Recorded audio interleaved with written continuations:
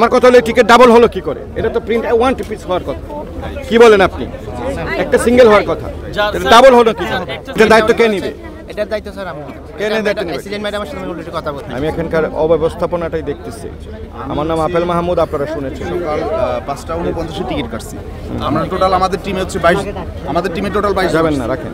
আমাদের টিমে টোটাল 22 জন আসছি আমরা। 22 জনের ভিতরে আমরা 21 জনের টিকিট কাটা হয়েছে। আনফরচুনেটলি আমি আসবো না, এটা ডিসিশন পেন্ডিং ছিল। এবং আসার পর ওনার কাছ থেকে এটা টিকিট কাটছি।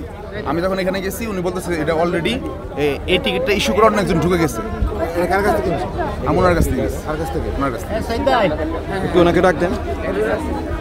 আপনার এই টিকিটটা স্ক্যান হলো কি করে? এই টিকিটটা কোথায় গেল? স্ক্যানটা কে করে? এটা আসলে আমরা এটা দেখতেছি শিপে এই সিটটা নিয়ে আর কে উঠতেছে, আমরা যাচ্ছি যে এখানে, কারণ এটা সকাল এখানে দুইটা হলো কেন? ডাবল হবে কেন? ডাবল হচ্ছে আপনার এখানে আমরা এটা এরকম কয়টা হয়েছে ডাবল? না, একটা হবে। এটা হচ্ছে যেটা একাধিক সিট, এটা হচ্ছে আপনার কি থাকবে 1 2 3 সিরিয়াল থাকবে, আর এই নাম্বারে এসএমএস আছে। এই টিকিটটা স্ক্যান উনি অরিজিনাল হচ্ছে, ওনার কাছে এটার এসএমএস আছে।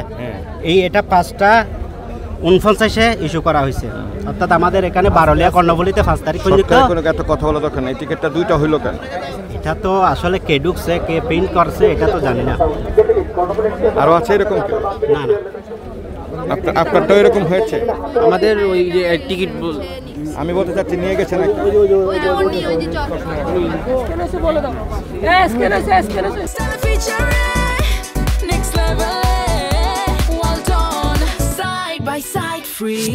আসেন প্লিজ, একটু আসেন।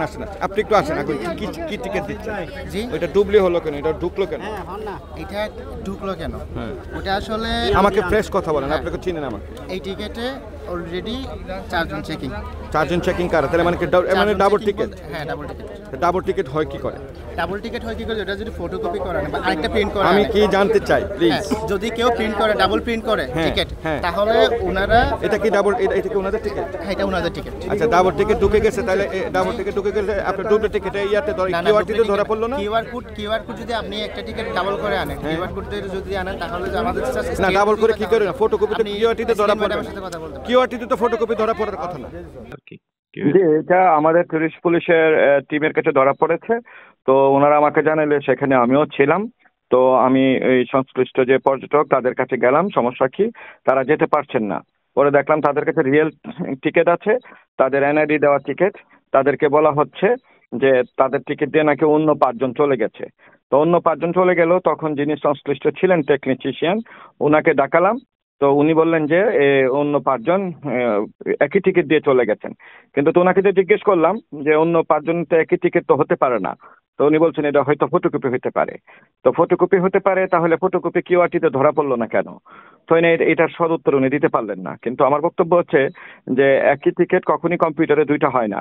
তো যেটা ফটোকপি করে যারা গেলেন 5 জন, তাদের কিউআরটিতে ধরা পড়লেন না, এই বিষয়টাও আমার বোধগম্য নয়।